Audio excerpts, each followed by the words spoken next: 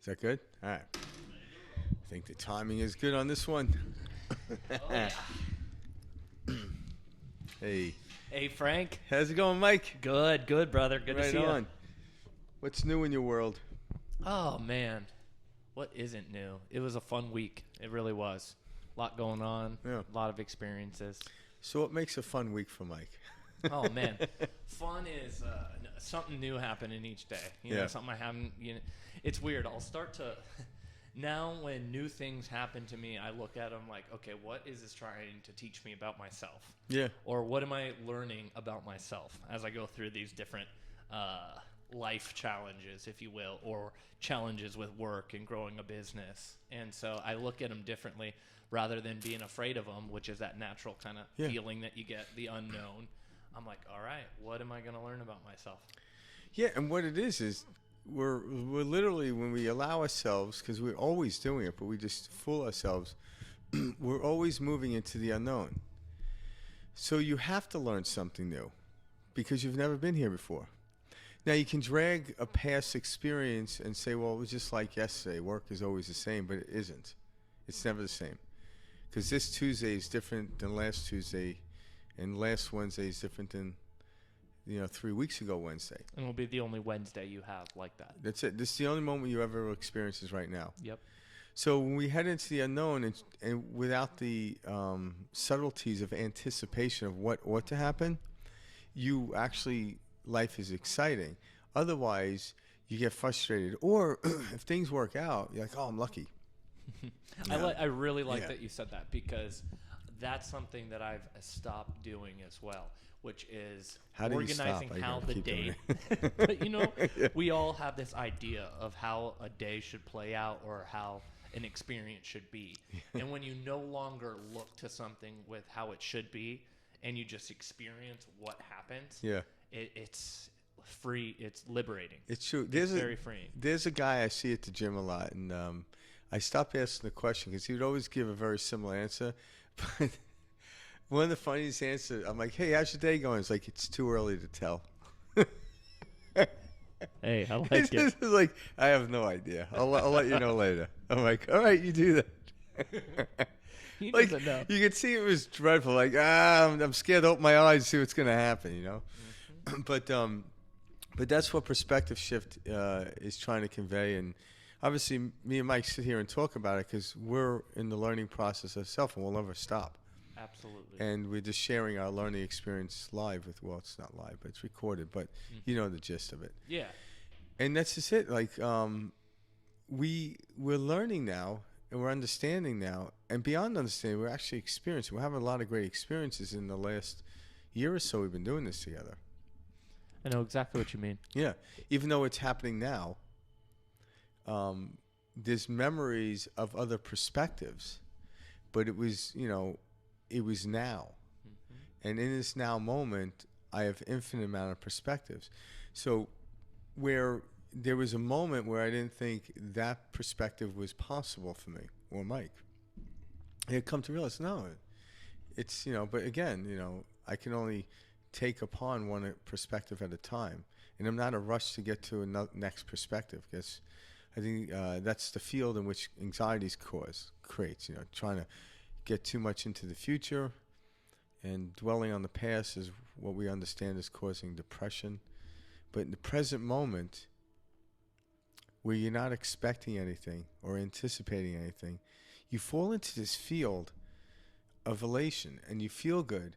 And then because you feel good, all of a sudden, what occurs in that day is a good feeling day, no matter what happens. But whatever happens, you're like, oh my God, you're not gonna believe what happened. Driving down the road and this guy jumped out in front of me, and it's like, and people are like, what's exciting about that? I'm like, it doesn't happen every day, The guy lived, don't worry about it. That's for sure a different perspective. Yeah, it's like people are like, you sick bastard, what's wrong with you? I'm like, yeah. No, but what you're saying has the most truth to it. It's that feeling and that knowing that you get when everything's just all right. We all rush around in this crazy, wound up, twist up, gotta be somewhere, gotta do this, not enough time. And guys, that is I think it was Rumi who said this. You guys you're in a prison where the door is wide open, and we're still.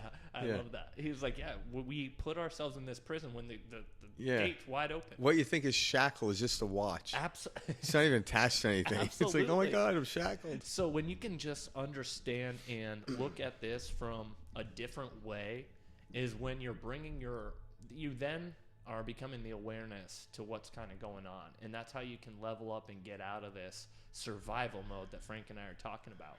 So like when you have like when you're going throughout this day-to-day life, begin to just recognize how the mind works. Recognize the certain feelings you get when certain situations arise. And when you start to bring awareness to that thought, feeling, whatever you want to call it, you take a little less power out of it. And you allow yourself, I shouldn't say yourself, you allow your awareness to be in charge. And that's kind of where we're going with all this. Yeah, because awareness is like a field. And I think we've talked about this before. So what is in charge? Like, who's in charge? Is it a person? Is it a group of people? Is it a council? Is it individuals? And it's actually a field. And to break this down simply, it's like when you get into this field, this is what exists in this field. So when you're on a football field, these are the things that happen on a football field. When you're on a soccer field, it's different, but yet the different fields.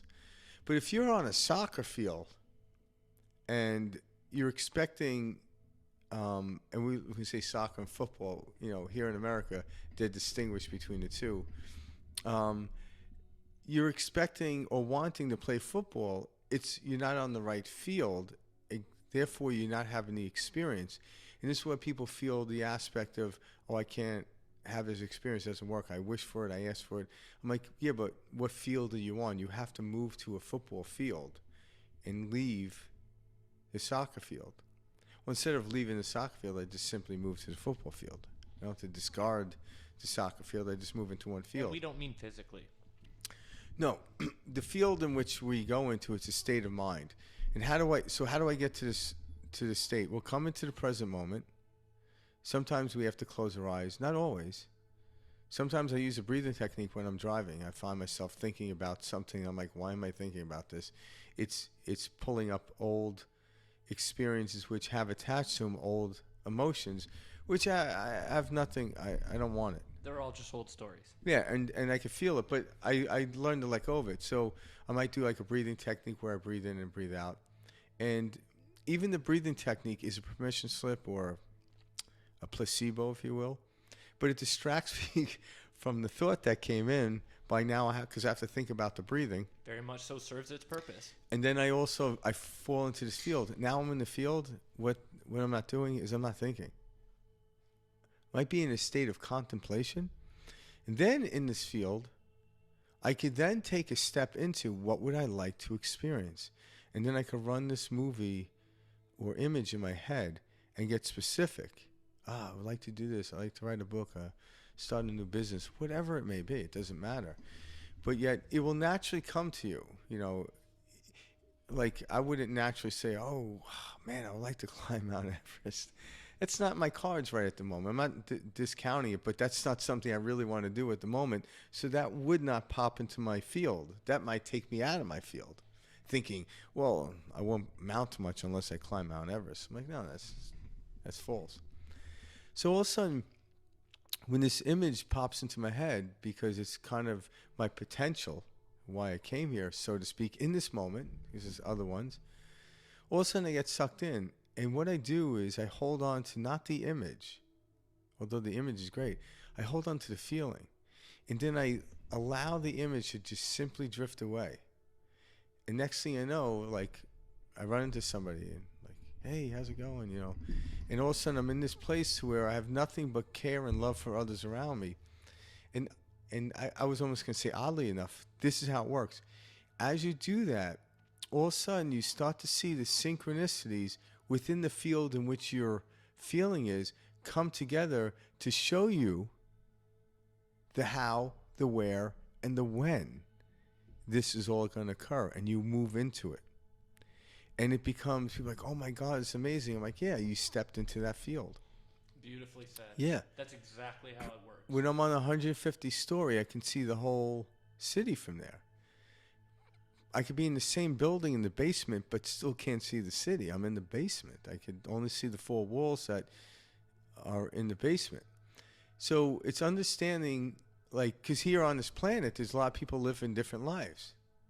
So We're on one planet, but we're living in yeah, we're in billions one of different building, so worlds. it's like the building thing, right? I'm in one building. I'm in the actual building. This building happens to have two sub basements, so it's got one single sub and down all the way another. But then it goes all the way up to the 150 story. Yeah, the rooftop. They Yeah, call even it the heaven. rooftop. Yeah, exactly. Yeah, It's this nightclub we call heaven. It's a There's nightclub, this really yeah. cool Yeah. cat up there named Yeah, Jesus who it's- DJs. yeah, yeah. He's also the bartender, by the way. Yeah, But this he knows is how to. attainable. Yeah, it is. You just have to get into the elevator, know a button to push, and people are like, well, how do I do that? I'm like, don't think about it. Yeah. It's close your eyes, get quiet, and actually, as you meditate and learn how to get there, you know what it feels like. So all of a sudden, if you already know what the feeling feels like, you can get there without even closing your eyes. I think what a lot of it is you begin to really trust yourself and Yeah. learn yourself Yeah. through these practices, because this is absolutely a daily thing. Like, Yes. this is just like working out, guys. Except you're playing chess with your own head. Yeah, and you're because- continuously pushing yourself into checkmate, realizing Yeah. there's only me. Because There's only this. Mike and I know that I can definitely easily get there in meditation. Me and Mike get there quickly, meditation. Okay, that's cool. Check that box off. How can I get there in traffic? How can I get there around a disgruntled employee? That's what I want to do. I want to be around people that, again, I don't purposely do it, but like, okay, when it appears, I don't like, oh shit, I gotta go home and meditate. although knowing in the back of my head that is a possibility. If that's all I have, I'm like, okay, at some point during the day when I get home, I'll get back into that place. But I'm like, I don't want to wait for that future moment. I want to do it now. Yeah, that's it. So all of a sudden I realize the outside world is nothing but an imagery or an illusion of a distraction. And I'm my sensory. So even in the moment, if I close my eyes to it, just briefly, even if I'm standing up, my sensories start to diminish to the outside world, and I can feel. And as soon as your eyes, I feel better. And I open my eyes, and then I'm like, hey, how can I help you? You crazy person, you. But and it no longer has the effect on me as it does. But it's just part of why we came here. I believe, even the Navy SEALs, when they join the squad, or they were trying out or going through what they call like the boot camp, or there's a name for it, but I don't know too much about it. Imagine just about every one of them was like questioning, like, am I going to make this? And I imagine the drill sergeants in the organization who's put this together want them to feel that they weren't going to make it, because that's the point of it. Because they have to be the elite of elite. There can't be any form of comfort. You have to break through it. And what is discomfort? The unknown. But what is really discomfort? The unknown when you're attached to the known. In order to get the unknown to not be comfortable, you got to detach from the unknown. From the known. And when you move into the unknown, all of a sudden there's no more discomfort. You go into the state of bliss where you don't even feel the body. But when you hold the known and move into the unknown, there is the discomfort. And when you're holding the known is only thought. There's no other thing you can hold on to except the thought and Yeah, because it's already you passed. create. Yeah, that's it. It's an illusion. Yeah. You're holding on to when you're holding on to anything, guys. It's just a thought. Like we're talking electrical signal. But that thought produces a feeling. So we're actually holding on to a feeling. So you're holding a feeling of doubt as you're trying to move into the unknown, and then the unknown stirs up and heightens the doubt, and that's where the anxiety comes from. And that's where the experience. Yeah. In the outside world.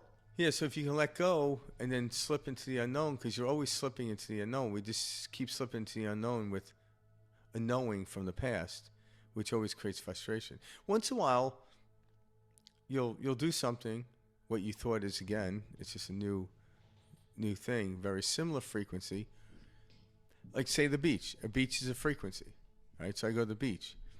Well, say I went to the beach yesterday. I'm like, oh, I had a great time. The waves are great. I was doing surfing, and there's a lot of hot girls with bathing suits, bikinis on. And it's like, wow, It was amazing, heaven. amazing, right? And then you go tomorrow, the next day, and the water's flat, and there's a bunch of kids running around, and you look around, you don't see any hot babes, and you're like, what the hell happened? It's because you held on to this idea that the outside world is what created this emotion of feeling good. It wasn't. It was you felt this, and then all of a sudden you're like, oh, I feel good because the waves are good, and I was riding them. I felt good because there's a hot blonde chick over there, or a girl with curly hair with some highlights. I love that. That was awesome. Yeah, she's gonna be listening. Nice touch. That was great. Yeah, and you're hot, Karen. And but then you say, "Oh, was the reason I feel good was because of that," and the truth is, it wasn't. You felt good, but you just started to scan your senses, notice these things. So you gave the permission slip of the outside world to where you felt good, and that wasn't it. It's because the day before you weren't at the beach, and you went to the beach, and you had no real anticipation. But going into the unknown without an anticipation, without a knowing, is what let you open up to feel good. Okay. It was not We got to jump. the hot girl with the curly hair. But that same thing applies to everything, guys. Everything. Your work, your significant other that you love. We try to so what we're all searching for, plain and simple, is happiness. Okay, and so when we objectify, we turn objects into what we think will make us happy, whether that's women, men, money, sex, you name it. As soon as I Don't get exclude this, sex, yeah. I'll be happy. You know what I mean, though? And it's so we objectify it, and then as soon as that object is no longer making us happy, we're like, what's going on?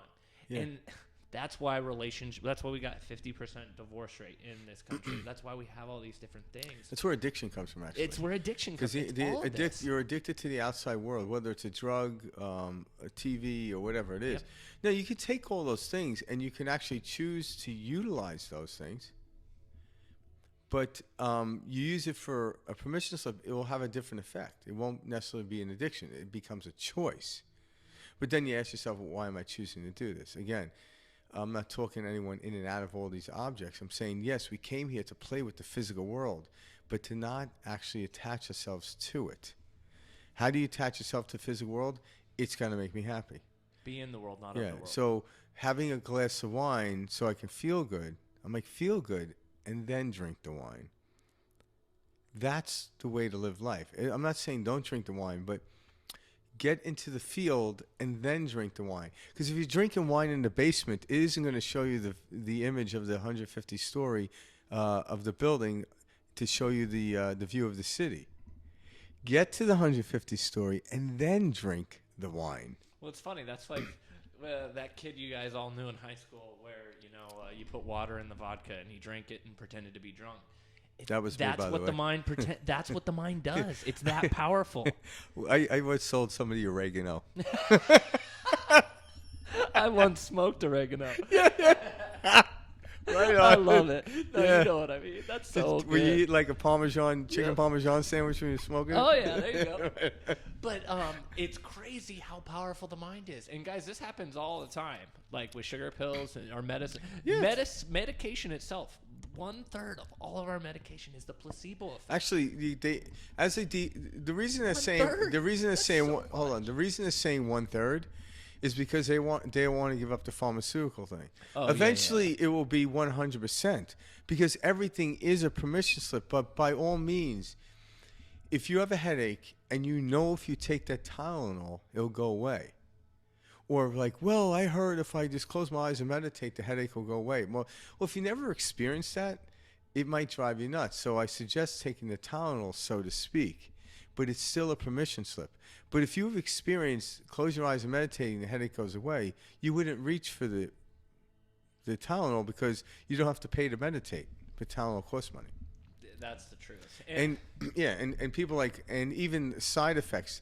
Even the side effects are sold to us as ideas.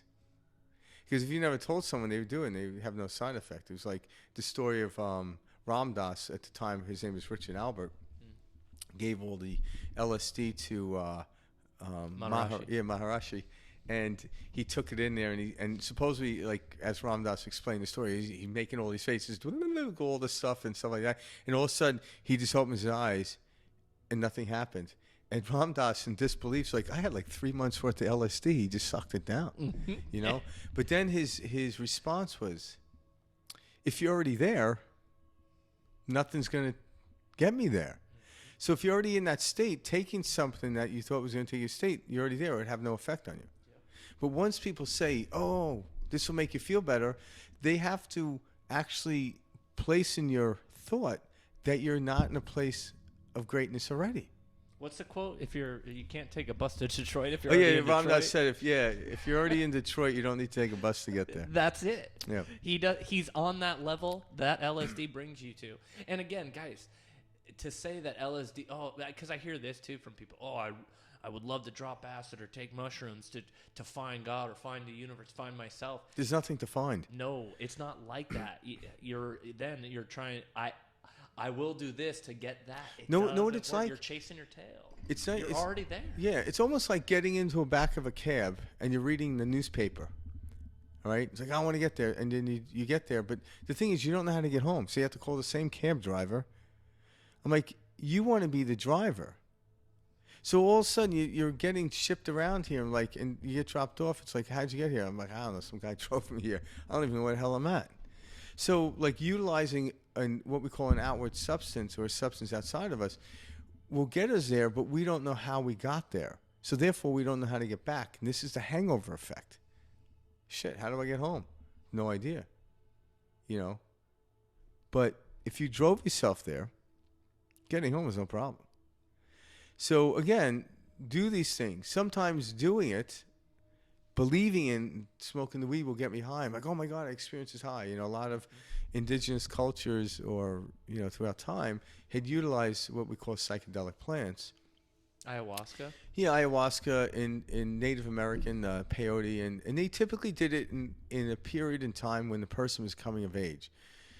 And from what I understand, it was typically done is you go to do it, and that was your life's journey. Now, you're not supposed to really do it again, but you're there to figure out how to get to the place in which you just came from. So that's your life's journey. That's a good way to say it. Yeah, so you do it. Like, oh, wow. Well, the fact that you were actually able to get there means you can get there without the substance now. Now it's your turn to get behind the wheel, and how do I get there? That is the journey, so to speak. Absolutely. And once I discover it, now I could travel anywhere and I know where home is. So going back to the statement is like, yeah, I can easily get from the grocery store back to my house. It's easy. So the grocery store would represent sitting on my couch meditating. I can get there. I can get home. Boom, I can get to that place. But what happens if I go to a new place that I've never been to before? Say like Bangladesh. Can I get home from there? And what I mean is, if I head into a place I've never been, can I still stay in the state of home? It's possible. You can travel the world, you could travel the cosmos, and you could still be at home by doing it. Because wherever you go, there you are. And that references, if you're in your head all the time and you're disappointed, you can go to a place like Maui and still be, wherever you are, wherever you go, there you are. But also, too, they also hear the phrase, home is where the heart is.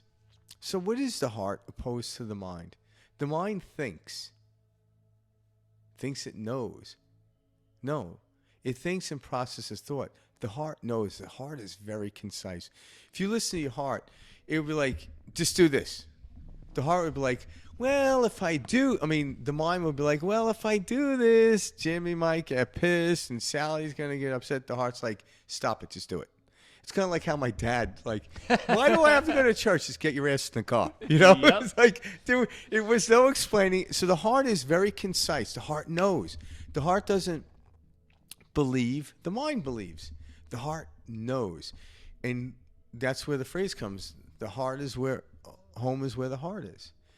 So go to the heart it will know. You'll never have to watch CNN or Fox News ever again. You'll never have to ask for advice again. The heart already knows where you are. It knows what you need. And if you listen to it, it will transmit down into the whole system. And all of a sudden now you're like, how'd you know to do that? Listen to my heart. I love that quote. The mind is a great servant, but a lousy master. And that's exactly what you're describing. Yeah, when you try now the heart is the master. Absolutely. Hands down. We have love. That is the one thing, guys, that when everything clicks for you, you start to see we are just unconditional, or that's what you should strive for, unconditional love. Yeah. And think about this. So we set off talking about a field. The field is in charge. So what is the heart? The heart actually is electromagnetic pulsating field that has your signature on it. So your heart is actually creating the field. So you get angry, you're actually shrinking that field. But when you're in a state of love, you're expanding the field. And when you expand the field, all of a sudden you see more of the field and you have more experiences within the field. It becomes glamorous and glorious. So those of you guys at home who are listening, I remember when I was going through this, I'd think, okay, well, what about like the bills I got to pay? What about my job? What about, my girlfriend? What do I got to do about this? And you start thinking of all these things.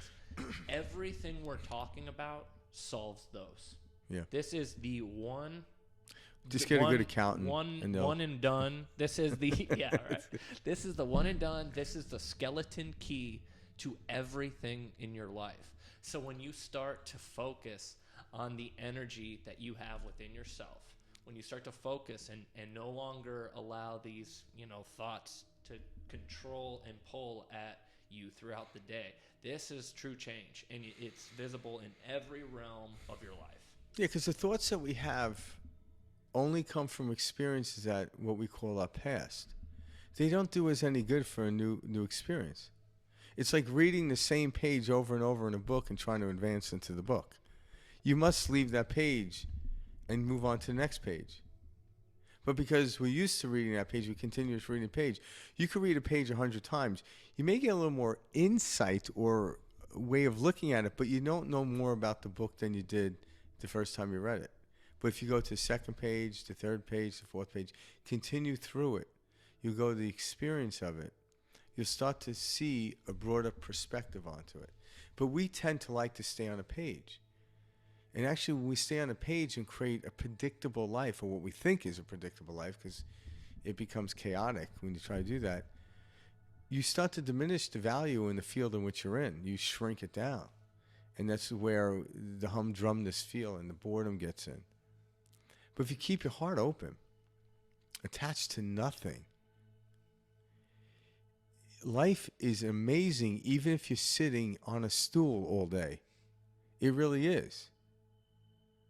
It's not about what I did. It's about how I feel. Now, if I feel great, of course there's going to be energy field of doing. And I go do it. Like, oh my God, I had a great day. What did you do?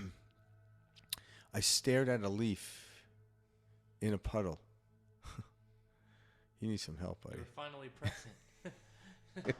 People Yeah. don't understand that. When Just you watching slow a down the leaf mind, is like, oh my God. and you can get to Yeah. that no thought. That's where brilliance strikes. That's Yeah. what Einstein was talking about. Like that. Yeah. That Einstein- is the moment. In the scientific world, then you go to the masters like Jesus, Buddha, Muhammad, all these people talked about these attributes that they went beyond the mind, so it was beyond understanding. It was a knowing. So when they talk about this, what we consider the masters, the field of knowing, if they draw you in it and you're there, you're a master as well. So you don't hold any higher or low, this equality in regards to whomever drug you in. But over time, humanity's managed to hold people to a higher standard. Oh, that guy was a great master. Yeah, but so are you. If you get to that field, like in other words, if someone was telling me sitting on the rooftop of a building that was 150 stories, and I'm on the ground floor, and they're telling me about things they can see, and I'm like, man, that guy has great insight. I'm like, well, if you were on the 150 story too, you could see it. You just got to get there. And so these great leaders and masters, what do?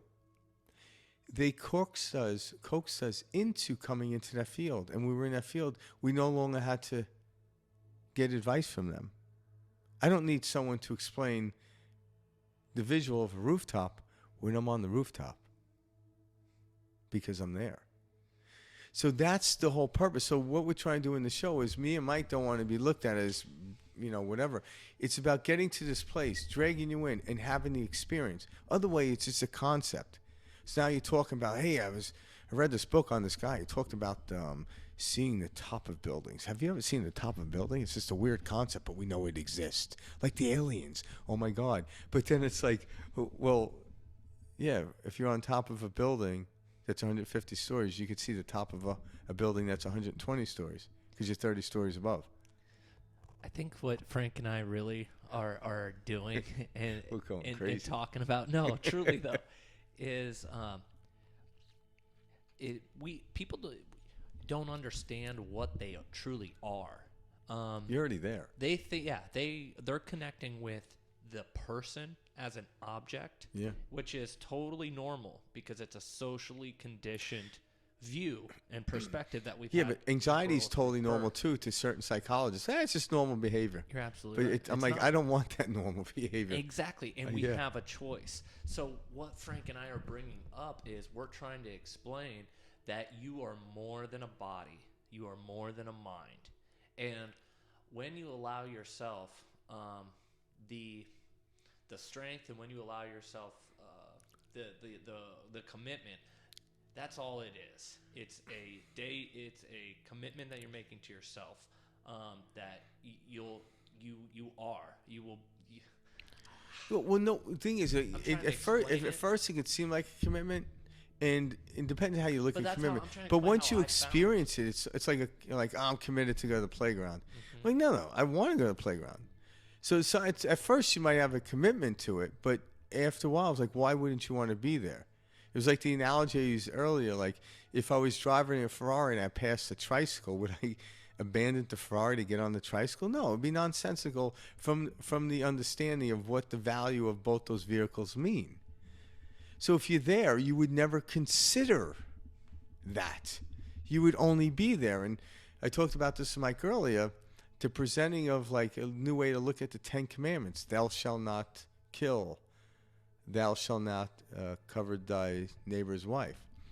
Well, when you get to these states, you wouldn't consider it. There it's thou shalt not because you wouldn't be able to do so. Just like if I was in the Ferrari, I wouldn't get out to get on a tricycle. It would be nonsensical, although it exists. But if you're 3 years old, the Ferrari is a ridiculous thing. It's a dangerous thing. Or another way to kind of say that too is like you start to realize when you're talking with other people, you'll no longer gossip. Why? Because it's ridiculous. It's foolish. It holds nothing unless the breath and energy you give to it. So these things start to fall away from you. Worries about, my boss just came and corrected the way I did this task. Where before you would take it personally and you'd think about it, and stew over at lunch and ruin your dinner and all night, and then your whole week is shot. And then you realize he's just a moron. This all falls away. And you realize, oh my gosh, I hold the key. And that's where you start to break through and elevate. And it's beautiful. Yeah, and then so a common question though is, well, how do I get there? And the truth is, it sounds weird, you already are. You just haven't experienced. There's really nowhere to get but to let go and watch what happens. So if you walk along, just say you were walking down the street and every object you had seen, you pick up. All right? There's a bag of garbage there and there's a can over there. Oh my God, there's a telephone pole there. If you started collecting these things, how far down the street would you actually get? You would quit walking down the street. But yet I could walk down the same street and see all the objects. I could see the garbage can. I could see the mailbox. I could see the telephone pole. But I don't attach to any of them. But I have appreciation for them. But I continue walking by and I see more things. I could walk forever because I'm stepping into the unknown without holding on to the past. as I walk by the telephone pole, that is the past, so to speak, in the linear perspective of movement. But if I were to grab onto the telephone pole, that would be the end of the ride of me. Because now I'm dragging this thing around. It becomes very laborious and very just nonsensical. One good starting point I think that everybody can take, even at any level, is to just always bring yourself back to that, start to a practice and awareness. And when we say awareness, we mean the head chatter. So we all have head chatter. That's part of, that's the thoughts that come in. So a big thing. Yeah, just like my parents, I don't listen to it. But it's you bringing awareness to the chatter, recognizing that it simply is just that, chatter, and that no matter where you put your attention, in which way, non-preferential or preferential, that seed will grow. And so that is where you kind of get this balance throughout your day where you're like, okay, I recognize that I'm aware that this is how I'm feeling, but I'm aware that I also have a choice. And then you look at that situation from a different perspective. And that's when you get into this free flow where you're like, oh, that normally would have ruined my whole day. Yeah, but just a simple awareness is what we call enlightenment. You don't have That's to what we're change searching anything. for. Yeah, you don't have to change. Like, oh, I'm aware. I'm like, well, now you're there. It's like, no, I have work to do. I'm like, the awareness. Yeah, you're gonna have other experiences, but the awareness that you were in holding on to stuffing is the instant when you let go. Just simply becoming aware. If you have a habit and you're aware of the habit, it's no longer a habit. Now it's a choice. It's a difference. It's not being aware that you're picking up the garbage on the street and grabbing onto a telephone pole is the problematic aspect of what we've come to know in this society. Survival mode. But survival mode, exactly. So when you step out of survival mode, you enter into creativity mode and thriving mode, or whatever mode you want to call it. Literally freedom. What Jesus meant by forgive them for they do not know. Yes. That's what he meant. That's what described. And you can't blame somebody for being in the thick of it when they don't realize they're in the thick of it. And when you find yourself slipping into the field of survival, forgive thyself, for I don't know what I do. So you place the forgiveness on yourself and then laugh, because it's not a big deal. Yeah, guys, you're playing against yourself all day long. Yeah. That's so the play whole with point. yourself. Yeah. Did nice. I just say that? We know what you meant, but it's so true. You ever hear like that saying, I don't trash my house because I live in my house. Well, why would you trash your mind, your thoughts, etc.? You live in, Yeah, you live there. We're all in our heads all day long. So the thoughts that you keep in your head is simply a conditioned thought that you thought the day before and the day before, and it's repeating. So when you change that conditioned thought, which you can do. When you just become aware of it, you actually change it right in that instant. Now you can go back to it and forget that you noticed that. And what is the condition? Is a definition to the thought which created a feeling which your body then responded to. That's the conditioning. It's like the Pavlov's dog. I love where you're going with that, because I have no idea where I'm going with that. We ultimately assign feelings and emotions to everything that we're experiencing, and we call it life. Yeah. I experienced this, and this is what this means to me, and this is what. It's like, this how was means. work today? Hey, it was work. Forget about it. It's how we go through life. Yeah. And also, Assigning it's like, did you have a good day? You had to have a good day. It was Monday. Come on, ask me that on Friday. I'll give you a different answer. So we assign, like, without even getting there, you're assigning it. And this is what we try to live a predictable life. But the irony is, there is no predictability there. And there's no such thing as Monday. Yeah. That's something we all someone created. made it up. And that's what we're getting at, guys. Yeah. We live in an arbitrary box that we created. Yeah. There's no such thing as time. We created time. How can it be something when it's literally non-existent? Time. All of these different concepts think about the clock or the timepiece and how we actually record time. Think about, maybe I should have Googled this before I brought this up in my head, but I don't know. But it wasn't like around, in the beginning of time, like you see cavemen like, yeah. Exactly. That's how they spoke, by the way. I speak caveman. No other language, though.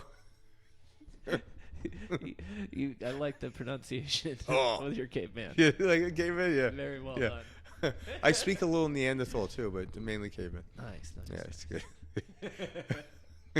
That's awesome. It was yeah, it was Rosetta that I learned it on. Rosetta that? Stone. Rosetta Stone. Oh yeah, Yeah, that's Dad's where you- caveman. that's where you I took call my hey, do you caveman. have like caveman or Program Magnum? We are. language, We just sold out, but we'll send you the Yeah, Neanderthal. yeah. Like we haven't had anyone ask that for a while, so we discontinued it. I'm like, well, I'm back. Right. Yeah. 'Cause, Hey, if original. I'm gonna be accused of being Classic. a caveman, I want to speak like one.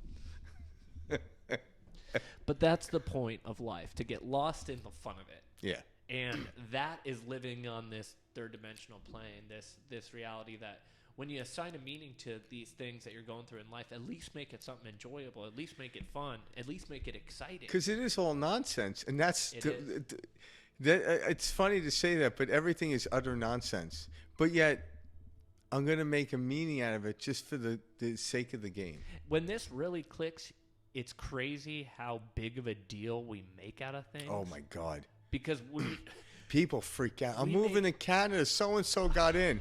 I'm like, Canada's kind of cold, you know. it's like Why it's does like someone if you ever were move into making life Mexico? I'd decisions- move to Mexico. It's like Like- you're making life decisions off of a TV show. Yeah. Or That's- someone. Yeah. Or we make things this immense deal, and it's like, Yeah. wow, that wouldn't be there. if You ever we sit didn't on your create- couch or inside and you got the fireplace going and you're watching TV and there's like a reporter out there in a blizzard? All of a sudden you get cold. You got to wrap a blanket around you.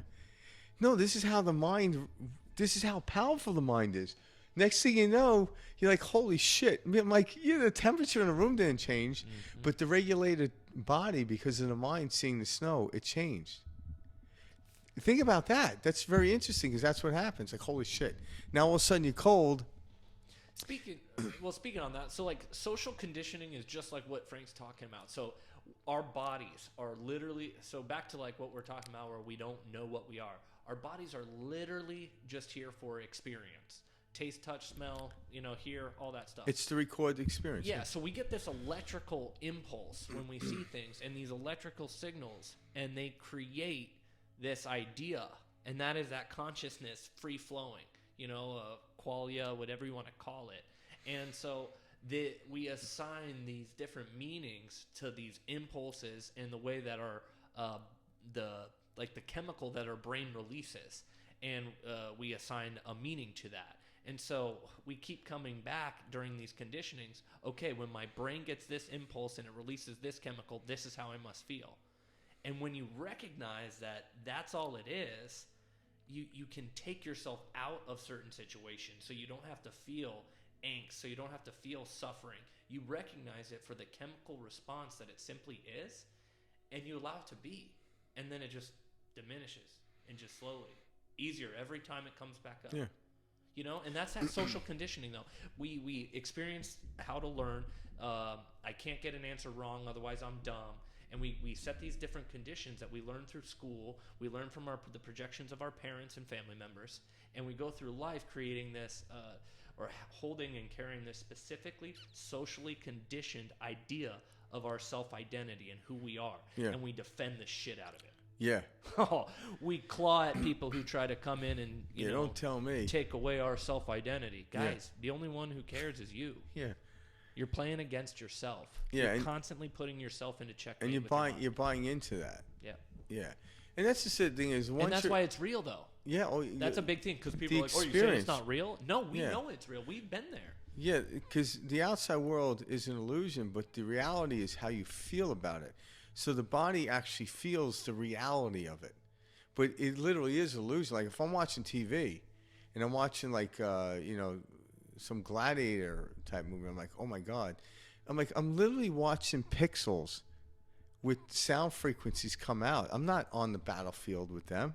But yet my heart's racing and I'm like, oh my God, like how would I fare in that? So I go up and I pick a broomstick up and pretend I'm swinging like a sword like a kid does getting into it, right? But you're literally looking at a box that's presenting pixels. And you're like, well, yeah, it's an illusion. It doesn't really exist, and you're not really watching gladiators. But what's happening? The mind is pulling you into the realness of it. and the body's experiencing the realness of it. So this outside world, we're actually in a pixel video game, but we're Truly a simulation. yeah, it's a similar This is also why Holograph. this is why you can die in the Matrix if you're Yes. watching that movie, you know, because we're not saying that what this world, this table is not real. We're not saying that if I walk in front of a car right now, I won't physically die. No, yes, that would happen. well based on the laws in which we experience. Exactly. It's like on But a you certain can have a level and certain frequencies. It's, Yeah, that at that level, yes. you know. But then again, yeah. Because like people are like, oh, you're saying you can't do, and it's like, No. no, dude, you can die very much so. There's a very real Yeah, side to but this again, dimension. Well, yes, That but then when you're again, if living if I'm on the 150 on the rooftop of a 150-story building, and somebody's in the basement, but I have communication with them, trying to convince them what it looks like up here, it's gonna get lost. I can try to convince them to come up to know they can see it, but they're like, how the hell can you see the sun? I'm in the basement, you know, but they don't know they're in the basement. They think that's all there is that room. Forgive them, for they do not know. Yeah. So now I'm like, I'm not. So people are like, yeah, like, what do you mean? If you jumped in front of a car, you would most certainly die. And I'm like, well, yeah, you can't see the sun from the basement of a building. So I'm not going to have this discussion. You're not wrong. But where I'm at, the car doesn't kill me. And it's not that I didn't walk out in front of it. It's a whole new concept, but you can only know that when you get there. There's And we've seen there's people level get hit up by level. cars and had near-death experience and came back and were fine and did stuff like that. And we've also experienced on this plane people getting hit by a car and dying and moving on to another place. But it's not. I don't want to argue that or defend that, because if somebody's in the basement of a building, they are 100% correct on what they see. But it doesn't mean. Now, the advantage to someone that may be on the rooftop of the 150th story of a building understands that person's in the building, but the person in the basement doesn't understand what a rooftop is. This is what we're talking about. Absolutely. So, and that's where a master could be a piece in the sub basement or be a piece on the rooftop. It doesn't matter where they are. It's all one.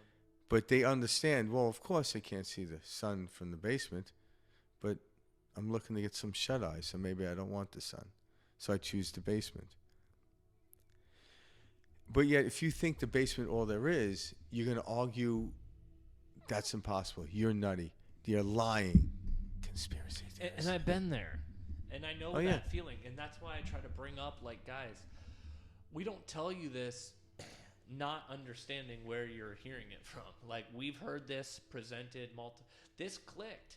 And when this clicks, it's you want to share this and you want to talk about it, because And by talking about it, me and Mike are coming to a better understanding ourselves. absolutely. Yeah, we're not like I do this with Frank to come get out of the suit I have to wear every day and the Yeah. costume that I put on every day in this real world that we all call reality. And I'm sure Frank does it the same reason. It's nice to, take off the costume.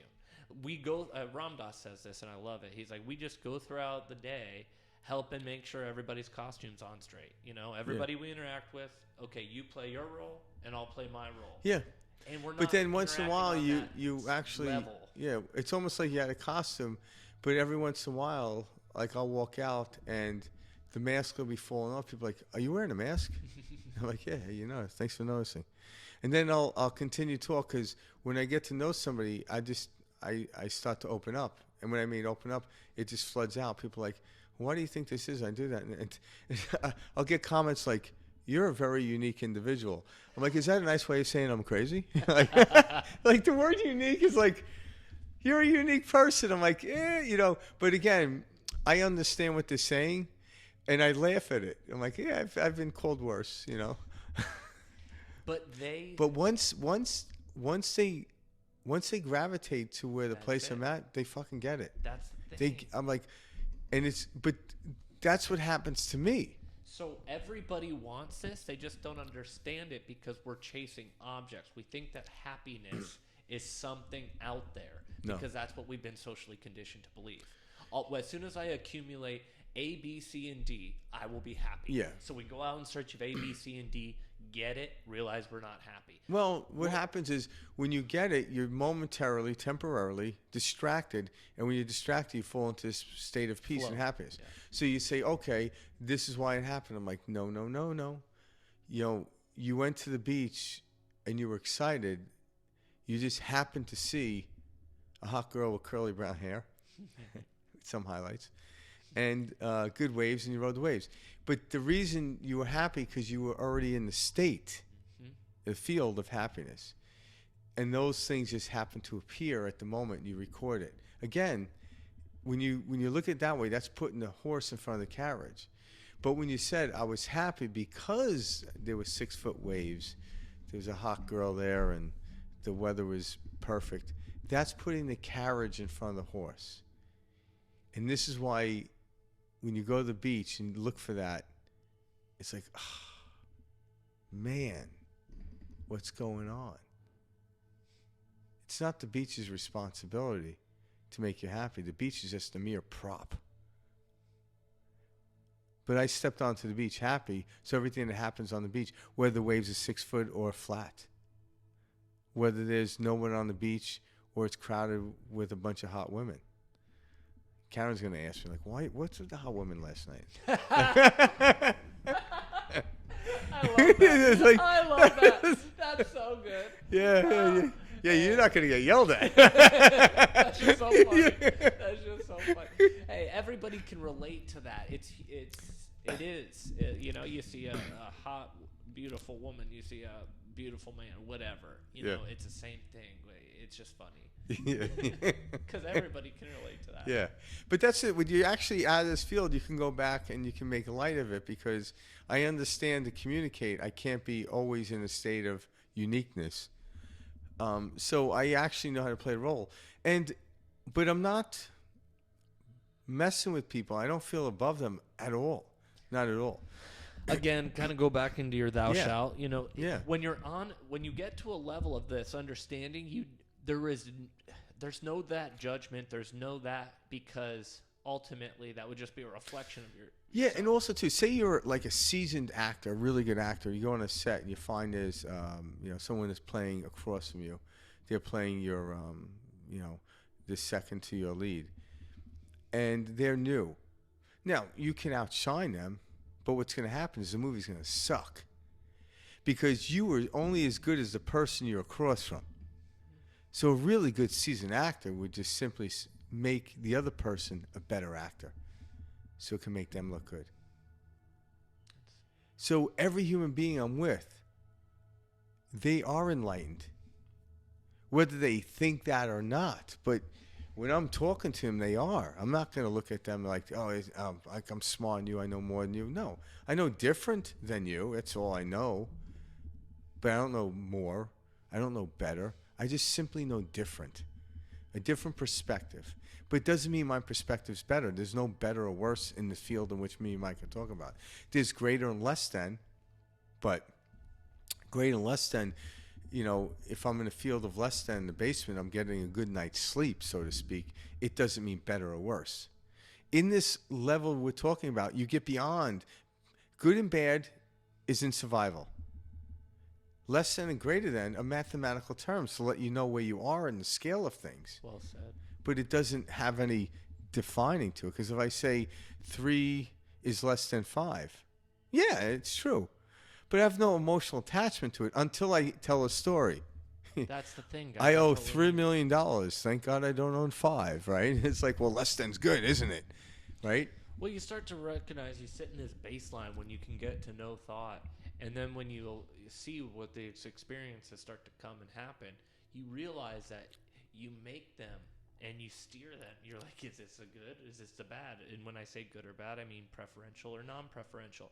We assign these meanings and dots to everything we're going through throughout the day, and then we call that experience the past.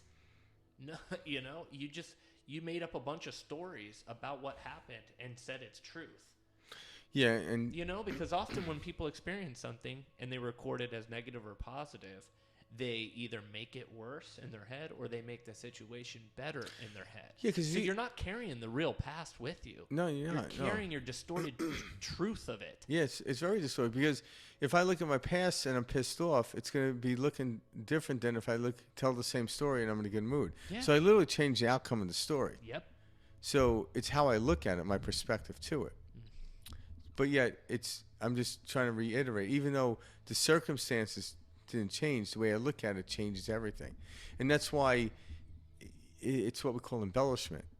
Because whenever I tell a story, like I remember doing this in school where somebody will tell you a short story, like the man in the blue hat picked up the cigarette, and then you have to whisper it. Tommy gets around there. It's like the cigarette had a blue hat on. Yeah, it's like, yeah, what? yeah. Like, what? That's not what we said. Telephone.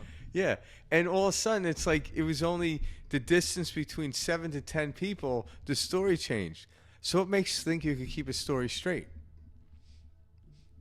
You can't. Why are you trying to? This present moment, you don't need a story. You're here. So tell me a story. Well, that's all I got for you. See, that's it. Like, what do you want to hear? I can make up some good stories. When this really settles in and you're like, oh gosh, not only am I the best storyteller, that's literally what I'm doing in my head all day is just running around with stories. Yeah. Then you're on the right path. Do you know how you- 'cause now you're becoming the awareness. Do you know how you, And then do you know, start to you're a float good around there. storyteller? What's that? When you can get someone from being pissed off to being happy. Well, It's you'll like, see that in where yourself. were you last night? Well, I was driving down the street and these cops, there was a shootout. Like, oh my God, honey, are you okay? Karen's gonna kill you. Now she's gonna be like, that time you told me it was a shootout. There was a shootout. Like, it's like, where were you? Yeah, It's a good story. I forgot. But all of a sudden, that story is acceptable to why you were late, right? Oh, that's the thing. Our egos. Except for my love to dad. Why were you justify- late? What was shootout? I don't give a shit what was going on. You should be here on time. We're eating dinner. But Dad, there was shootouts. I don't give a shit. Rain, sun, shine. You get your ass here. Hold on. There's something I think we should talk about that I don't know if we have. But the very big misconception behind the ego. When we talk about creating a self-identity, what we're talking about is our ego. And those at home, if you're just starting this practice or whatever, the ego is very much so the head chatter. It is the self-identity you've created. Yeah. It's what you spend all day defending. It's you justifying your actions. It's you. See, the thing is, people hear ego and they think, oh, I don't have an ego because I don't think highly of myself, so I can't have an ego. And I'm like, that's not what the ego is. People think like, you know what I mean? Like people in very low places are like, I don't have an ego, I hate myself. Or Well, like certain yeah. things. And I'm like, whoa. You're misinterpreting what the ego is. The ego is self-identity. It's everything you're justifying. It's every reason you're creating in your head. It's the head chatter in your head. Yeah, whether you think you're on top of the world or a loser, it's still the ego telling the story. Absolutely. And on the flip side, the ego can be present in what we would consider preferential situations where we're feeling great and Well, I without did the ego, this. the physical body wouldn't have the experience. Oh, there you go. Yeah. Yeah, that's So a good way in to order say to that. have the physical body, you have to experience. But you realize the ego allows it to happen. It understands. Like you said, the ego is a great servant. But if the ego knows not to take over the master's position, it actually, the servant, when you listen to the field, that's a great servant. When a great actor listens to the director, it's a great servant. But if it doesn't listen to the director, all day long they hear, cut, take 5, for the love of God. I'm the director. Just listen to me. I'll get you through it. Yes, you're a great actor. But if you don't listen to me, it doesn't matter how great of an actor you are. A greatest basketball player doesn't play with his teammates, isn't going to be able to prove they're a great basketball player. They have to get on the court and play. The field is the master. The ego is the experiencing of the field. So we ought not to get rid of it in this physical plane. We just know where to be. Yeah. Like, oh my God, had this great experience. I just hope that we the ego is recognized for what it is, and that it's something to simply be used, recognized, Yeah. and not live by. And Yeah. to know that, hey, I'm aware that this is Like- what's going on. When you justify in your head why you deserve to sleep in, Like a healthy Or ego, what yeah, you like a deserve. healthy, like a healthy ego believes. I had a great time, made a lot of money. How'd you do it? It's like I have no idea. Like Thanks for being that. honest. That's like yeah, that's True. kind of like a well-adjusted ego. But the ego that's like, well, 'cause I did let me tell you, this Jim, I did and this this. and this and that and that, and because I am, have a surname, it's like literally, it's ridiculous. the ego's like, I have no idea, but it was cool. It's a great experience. Well, how'd you? I have no idea. The ego it's you creating that self-identity. This is who I am, and you carrying your stories about yourself as if it was your past. That's what you're calling your past. You're carrying around these stories that are 90% BS, to be honest with Yeah, you. even all the and calling it the you. analogies we're using, that's my ego. That's It's my ego making these up. absolutely. But- what we're talking about, you Yeah. can see your. See, I love this Yeah. but that you said. But that, yet, because but I absolutely. know that, but yet I still don't know. Like I get this impulse and like, okay, I'll say this. Well, where did it come from? I'm like, I don't know. Like I really don't. Like it's like Glad telling you said someone that. what's That's- like asking somebody what is a beach, Well, what do you mean? And someone might point out like, well, it's sand, water, waves, shells, and sea, or whatever. Like, well, those are aspects of the beach. But on some days the beach is and then some days like goddamn sand. It's all the experience in which you're having. But what is the beach? It's whatever you define it to be in the moment in which you're experiencing it. There isn't one finite experience of it. And when the ego knows that, the ego can go to the beach every single day and have a great day at the beach. People, why was it a great day? It's because I chose it to be a great day. Well, what happened? Well, that has nothing to do with it. But things happened. Or when that car cuts you off on your way to the beach, you're not gonna take Yeah. it personal and honk and Especially if it was "Man, a hot girl with curly hair and highlights. But it's They true. cut you off and you got your number. We make these stories and how dare that person cut me off? Yeah, while you're sitting on the beach talking about the story.